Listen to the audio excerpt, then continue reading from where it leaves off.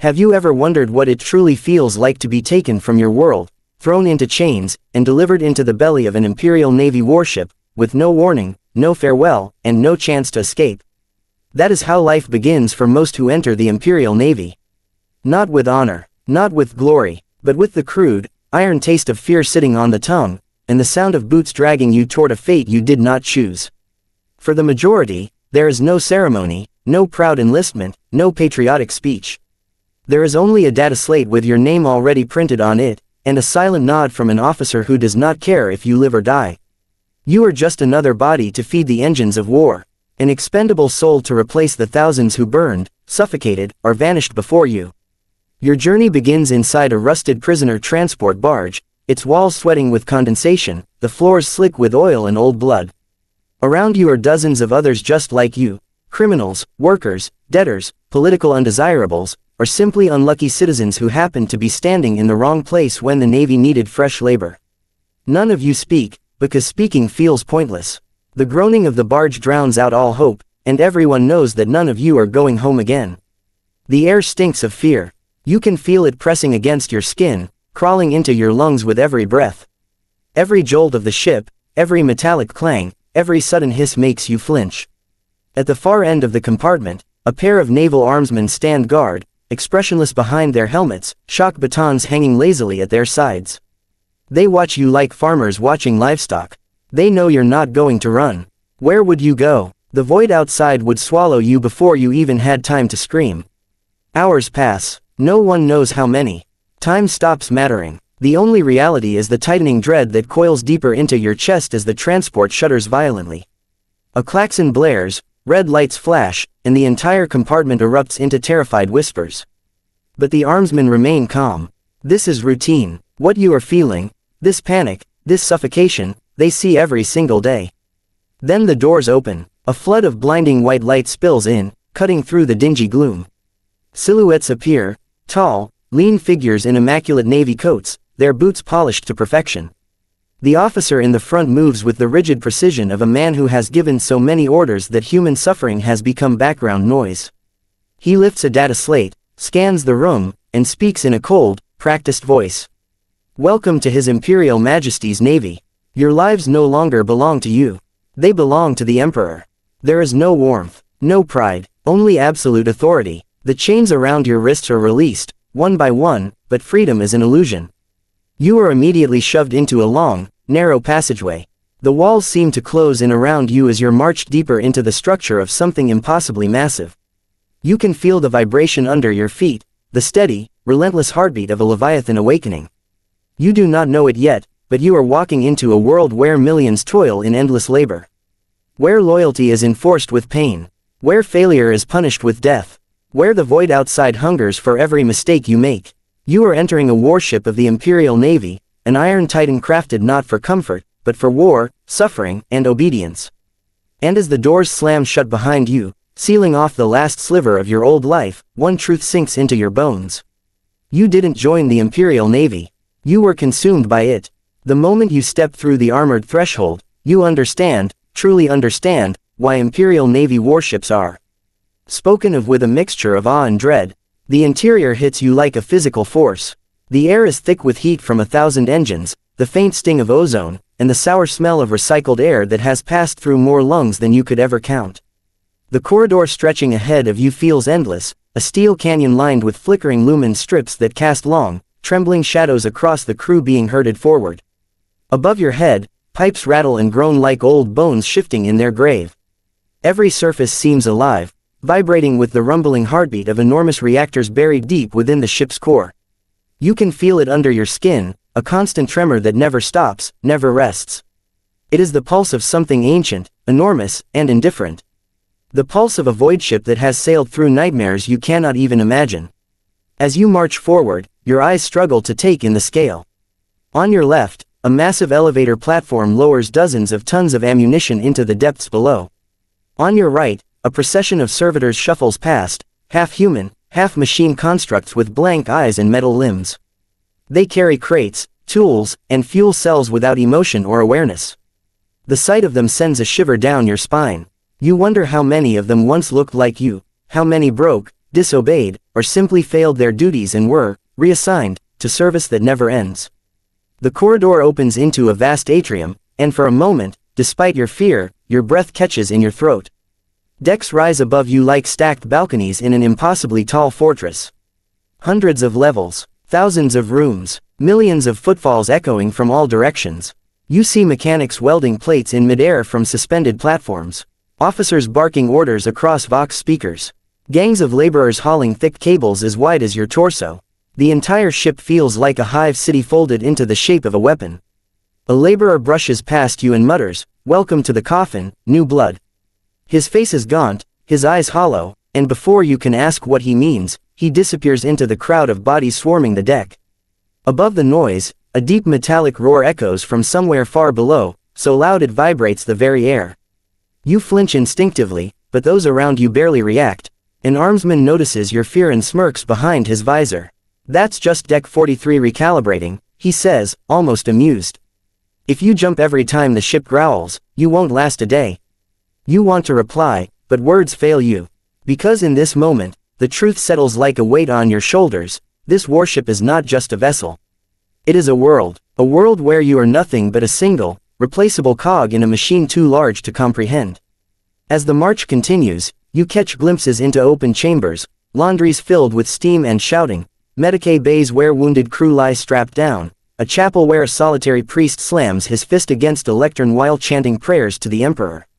In every direction, there is motion, chaos, noise, yet beneath it all, a relentless structure, a rhythm, a discipline that feels almost tyrannical.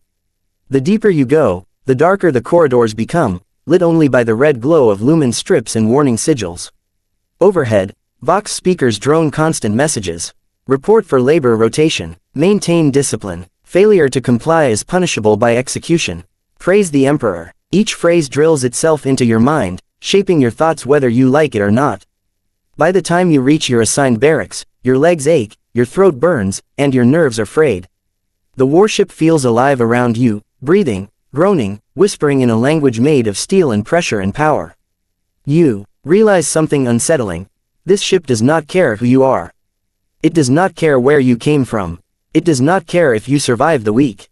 The Imperial Navy warship has welcomed you into its metallic womb not as a guest, but as a prisoner of duty, bound to serve until you break or burn. And deep within its endless labyrinth of decks, you sense a silent truth. No one escapes a Leviathan of the Imperium. Not by choice, not by death, not even by prayer. If the size of the warship overwhelms you, the hierarchy inside it crushes you even more. It does not take long for you to learn that the Imperial Navy is ruled by a chain of command so rigid, so absolute, that even a whisper spoken out of turn can end your life. The officers do not merely command this ship, they own it. They own every hallway, every breath of air, every second of your existence. And they never let you forget it. Your induction begins with the brutal efficiency the Navy is infamous for. You are shoved into a line of new recruits, all equally exhausted, equally terrified. A towering officer in a dark blue coat stalks down the line, boots echoing like hammer strikes against the deck. His expression is carved from stone. He does not look at you, he looks through you, as if trying to determine how quickly you will fail. He stops at a man 2 places ahead of you. The officer asks a single question. Name and designation. The man stammers, panics, and forgets the number assigned to him. The officer doesn't sigh, he doesn't scold, he simply nods to a commissar standing nearby. The commissar, grim-faced and silent, draws his bolt pistol and fires a single round through the man's skull. The corpse collapses at your feet, blood splattering across your boots. The officer does not even pause. Next, that is the moment you understand the truth. Discipline here is not taught. It is enforced, and death is the most common teacher. As the hours pass, the hierarchy becomes painfully clear. At the top are the ship's lord officers, men and women who command entire segments of the warship with the flick of a gloved finger.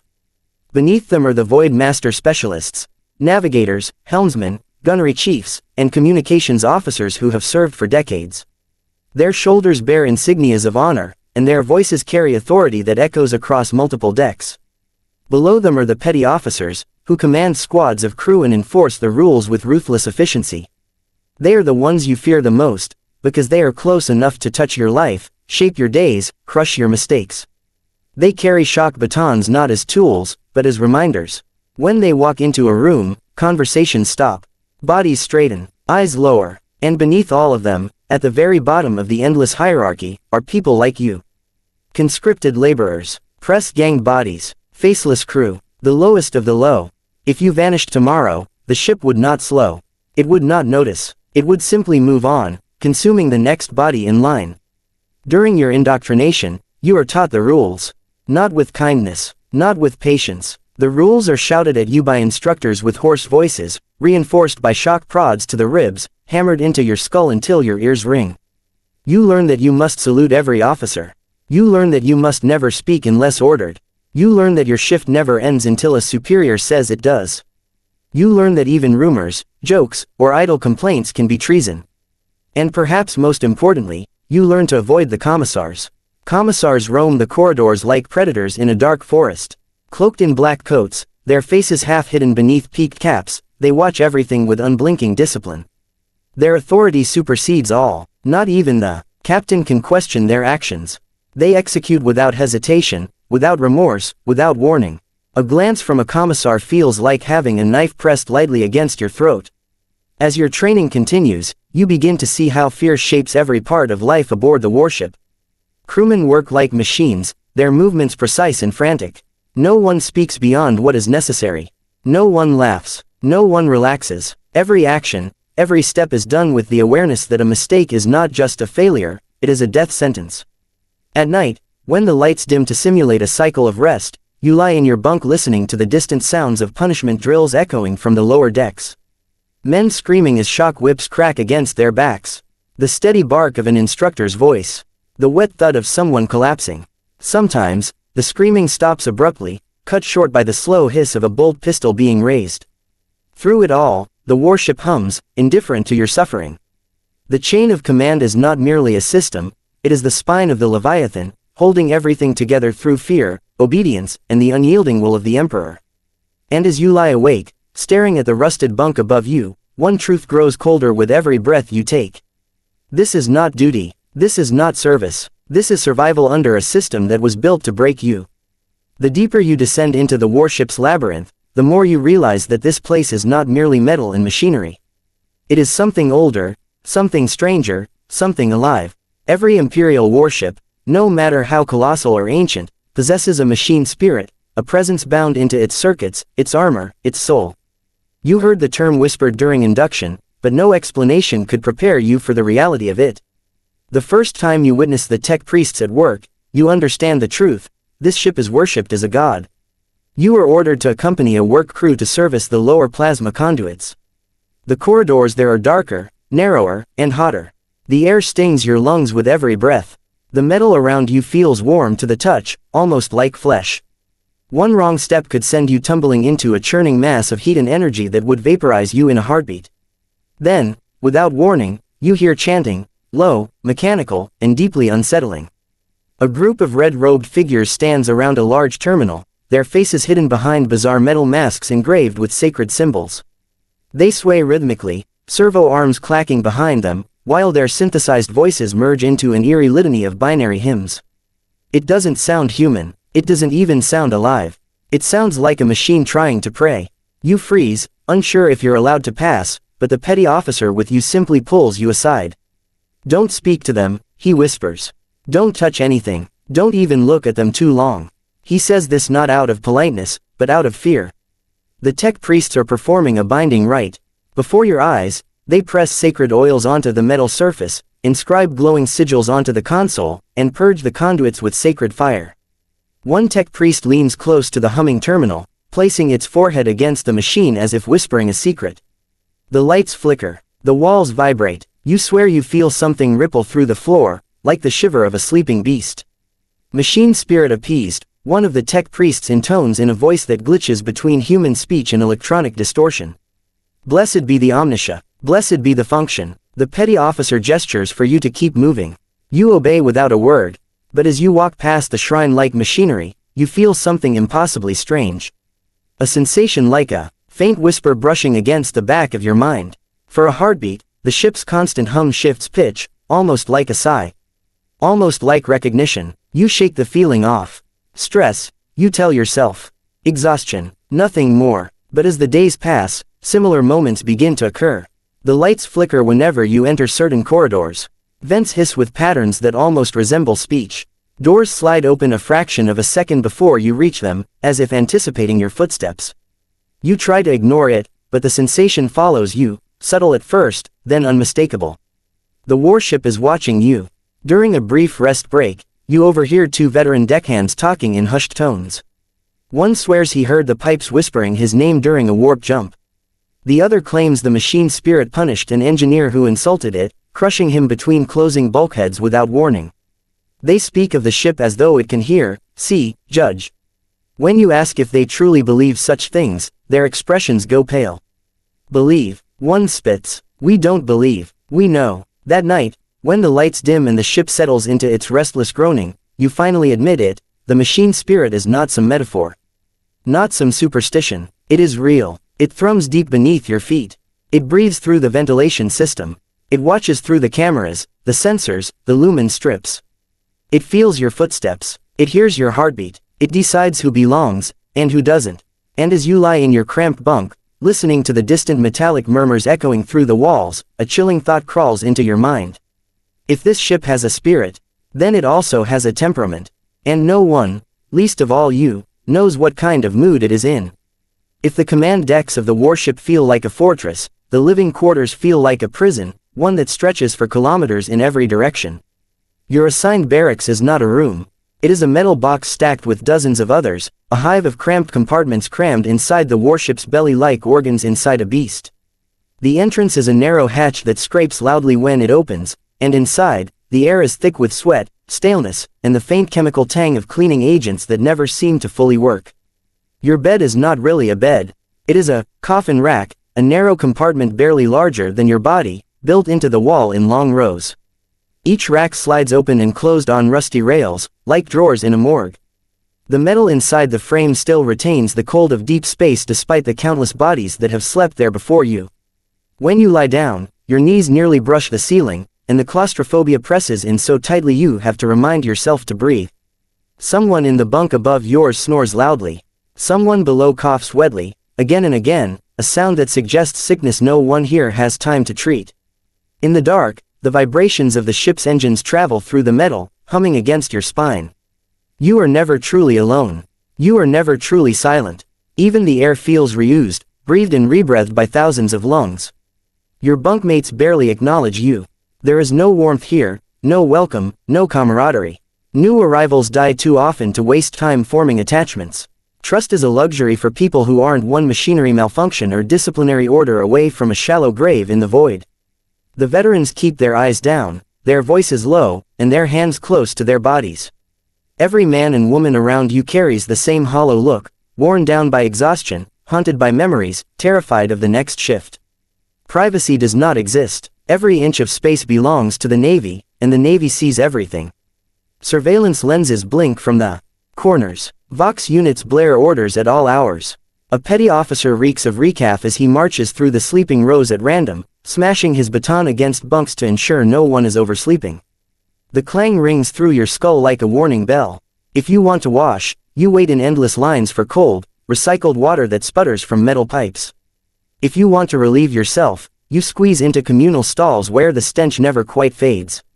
If you want fresh clothing, you wear what you are given, even if it is stained, torn, or smells of someone who did not survive the last battle. But the strangest thing about the living quarters is neither the smell nor the noise nor the total lack of comfort, it is what you hear when the ship settles into its nighttime cycle. When the lights dim to a dull red glow, when the shift whistles fade, when the engines settle into a deeper, quieter hum, the warship whispers. The pipes creak with voices that sound almost human. The ventilation shafts breathe like tired lungs. Somewhere deep in the bulkheads, you sometimes swear you hear tapping, rhythmic, deliberate, too measured to be random. The veterans ignore it, they have learned not to listen. New conscripts, however, lie awake in the darkness, their minds filling the silence with imagined horrors.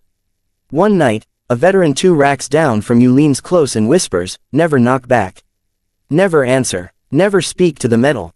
It remembers." You want to ask what that means, but he rolls over and says no more. Days pass, and exhaustion becomes your constant companion. The coffin bed becomes both your refuge and your prison. You learn to sleep through the screams of distant punishment drills, to ignore the thuds of bodies being dragged out for questioning, and to pretend not to hear the rumors of those who vanish from their bunks without a trace. And as you lie awake after yet another grueling shift, feeling the warship pulse around you like a monstrous heart, you finally understand why the living quarters are called racks, and not rooms. Because you are not housed here. You are stored here, until the Navy decides what to do with you next. Life aboard an Imperial Navy warship does not follow a schedule. It follows a punishment. There are no gentle mornings, no comforting rituals, no sense of time beyond the relentless grind of duty and exhaustion. Your day begins not with an alarm, but with the shriek of a Vox horn blasting orders that rattle your skull and force you upright before you're even fully conscious. You stumble from your coffin rack while the petty officers storm through the rows, striking any slow-moving bodies with their shock batons. The zap of electricity and the muffled cries of pain become the morning chorus of the doomed. You quickly learn that there is no breakfast, not in the way you once understood it. Instead, you join a massive queue that snakes through the mess deck, a dimly lit hall filled with clattering metal trays and the stink of thousands of bodies. The food is a gray nutrient slurry ladled into your bowl by indifferent servitors, its taste barely recognizable yet engineered to keep you alive and obedient. Most shove it down without thought, knowing that any hesitation may cost them precious seconds and earn the wrath of the officers overseeing the line. Then comes the shift. Each shift lasts as long as your superiors demand. Sometimes 8 hours, sometimes 20, sometimes longer. Time blends into pain, sweat, and repetition.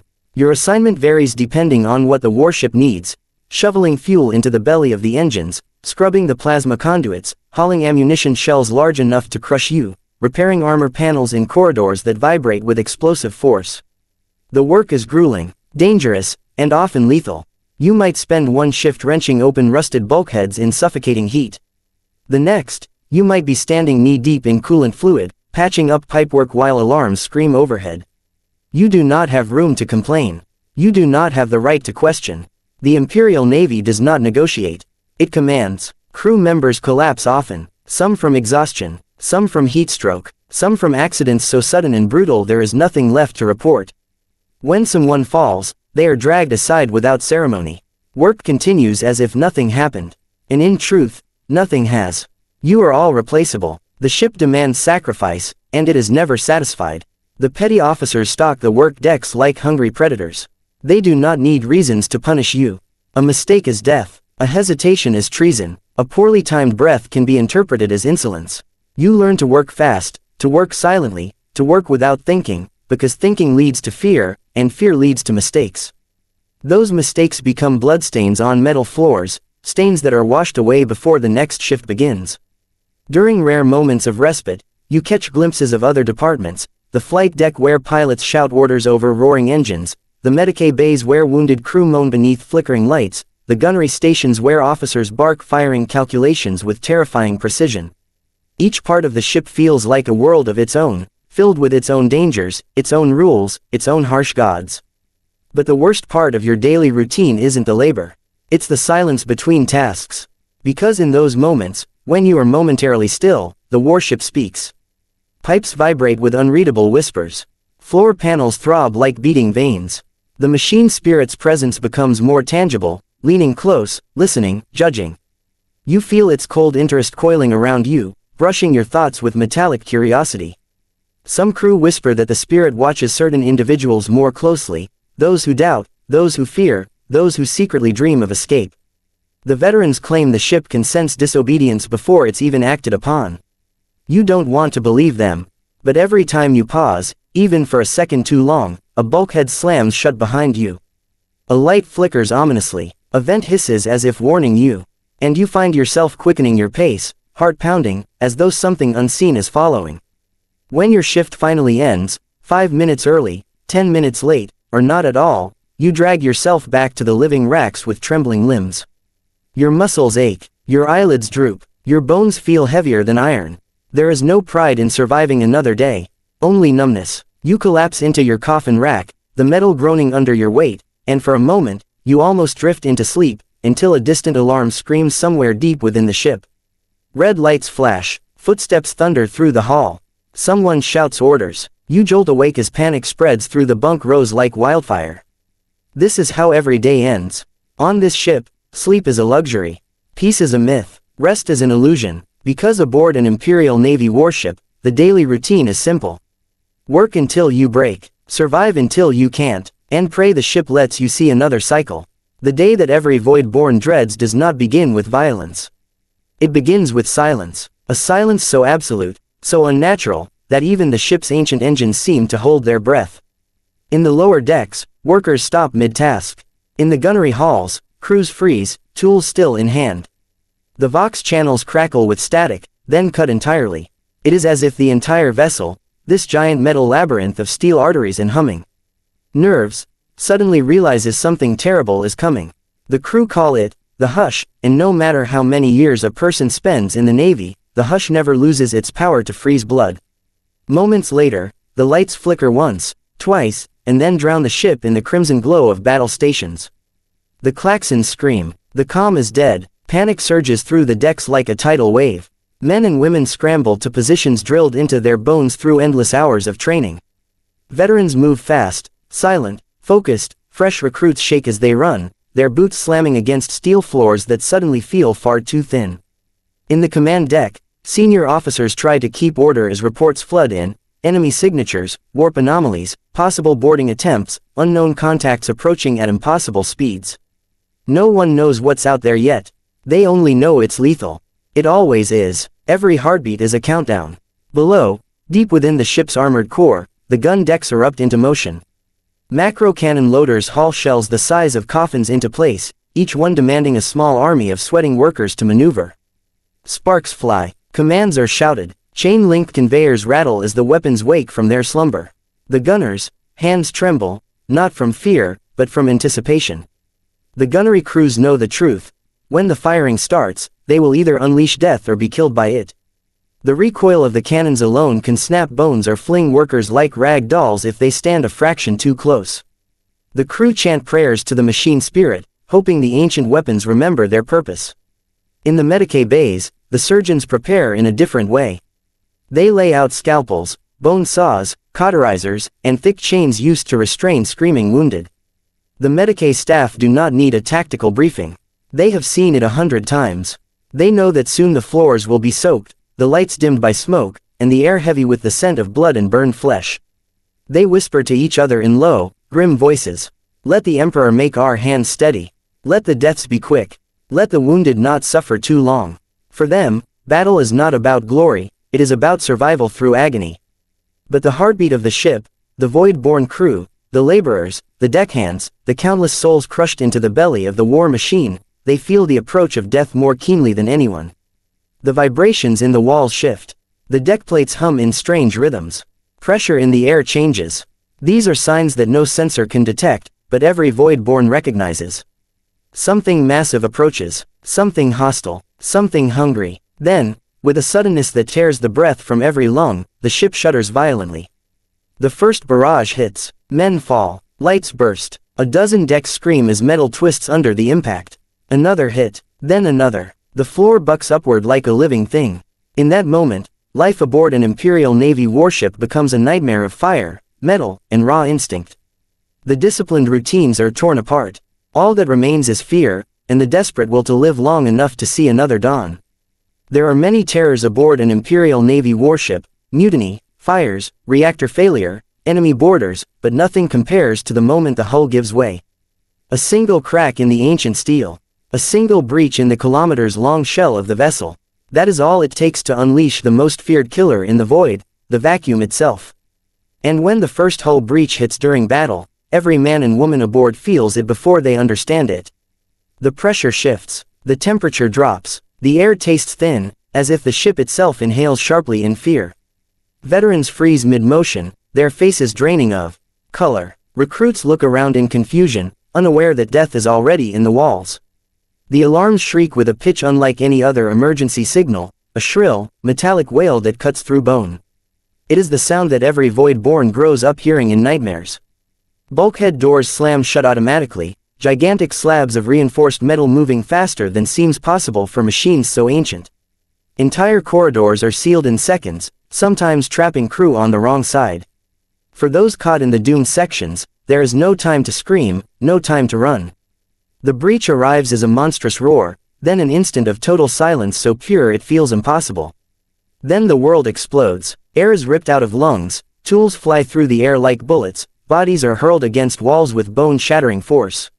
Loose objects, helmets, data slates, ration tins, become lethal projectiles.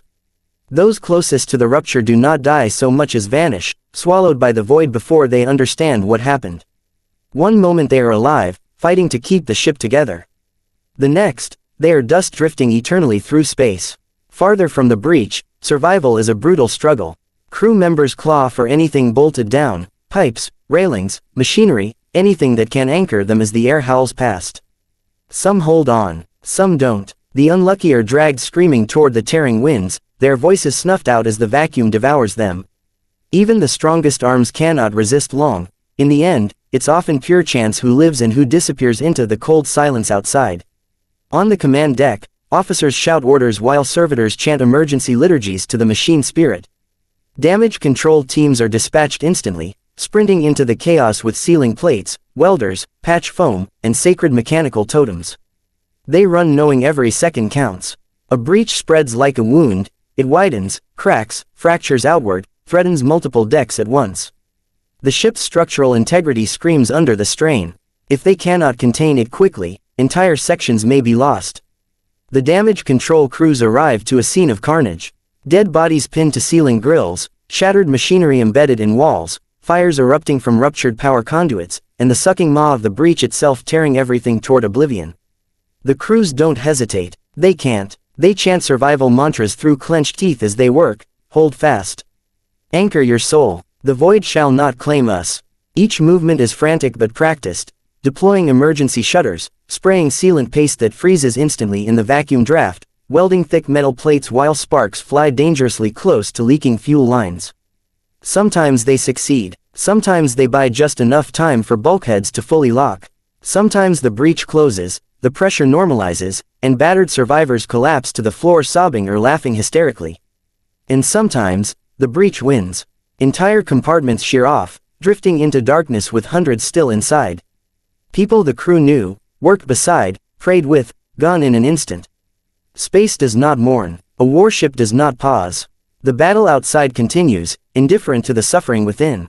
And yet, after every breach, after every loss, after every moment when the void nearly consumes them, the surviving crew rise again. They patch the walls. They retrieve the wounded. They salvage what remains. Because the Imperial Navy has no room for grief, not until victory or death. The ship must endure. The fight must continue. The Emperor demands nothing less. When the chaos finally subsides, silence descends on the decks, not the calm of peace, but the heavy, hollow quiet of devastation. Fires smolder in the corners of torn corridors, alarms blare only intermittently, and the smell of ozone, smoke, and scorched metal clings to everything. The survivors move like ghosts through the wreckage, faces ashen, bodies trembling, hearts still hammering from hours of terror. The Leviathan has endured, but at what cost? Hundreds are dead, thousands injured. The ship itself groans, twisting slightly as if bearing its own grief, its metal hull scarred like the body of a veteran who has survived too many wars. You find yourself among the living, but survival feels hollow.